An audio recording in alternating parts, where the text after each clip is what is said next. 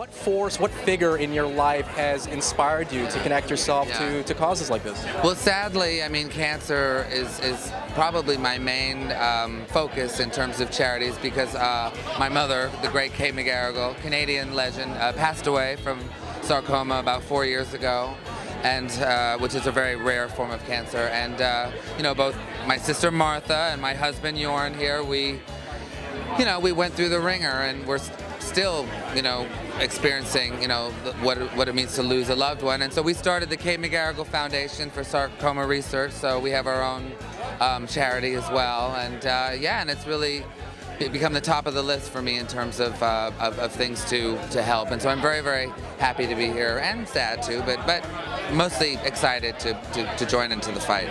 Tell me about what got you attached to this event this evening for Stand Up to Cancer during TIFF.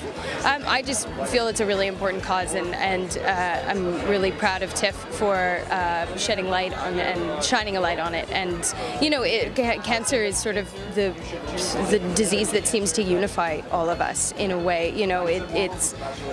all know somebody who's been affected by it, or we ourselves have been affected by it. And to me, it's just really important that TIFF not just be about celebrities and yada yada, but about raising awareness and about telling stories, and I think that all comes into play on a night like this. It's a fantastic cause, and show me a person who hasn't been affected by cancer. I personally have had everyone close to me battle in one way or another, some successfully, some not. So anything that brings awareness, funding, research to a cause that touches so many, I can't imagine not being here. Well, Stand Up to Cancer, I think it's one of the most prominent fundraisers to raise money for cancer, and it's just such an important cause. I actually unfortunately lost my grandmother to cancer, so I'm here, I'm standing up for her tonight, and I just think it's great to get so much exposure on such a worthy cause and to do whatever we can, really. My mother got cancer when she was very young. She was just over 30 years old, colon cancer, and she beat it. It's really something that, unfortunately, it's such a cliche, but it really does affect everyone. It's just great to be here, be part of a great cause, and hopefully bring more awareness to it, and hopefully encourage people to be their strongest advocates for their own health. My wife is a cancer beater too, and I know what it's like to go through life with someone with cancer, and hopefully with the research going on, that it's going to be something, a disease is going to be like the common cold. We can beat it just with a pill. It's a worthy cause. I think it's going to touch most people in their lives, and